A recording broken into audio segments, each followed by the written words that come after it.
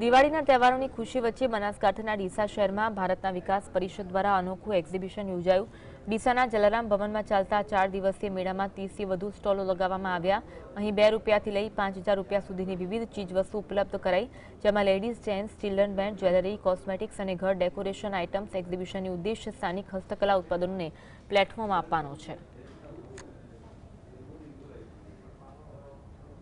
દરમિયાન ડીસાના તમામ અને ડીસા તાલુકાની ઘણી જનતાઓએ અહીંયા આવી ખરીદી કરી છે દિવાળી ફેસ્ટિવલ સાથે સાથે આ એક એક્ઝિબિશન કરવાનું મુખ્ય કારણ શું કે આપણા મુખ્ય પ્રધાન શ્રી નરેન્દ્રભાઈ મોદી સાહેબ એમનું વિઝન છે લોકલ ટુ વોકલ અને આપણા દેશનો વેપાર આપણા દેશમાં થવો જોઈએ તે અનુસંધાને લઈ અમે આ એક એક્ઝિબિશન કર્યું છે। હાથ બનાવવાની વસ્તુ પોતાને પરિચય કરો અને એનો ઉમેરો કરો। મારા થયું છે 25-30 હજાર 40 હજારનો વિચાર થયો છે અને અમે દરેક જગ્યાએ સરકારી મેળામાં બી જઈએ છીએ અને વેપાર કરીએ છીએ। આ પ્રકારના એક્ઝિબિશન કરીએ છીએ, થવા જોઈએ વધારે।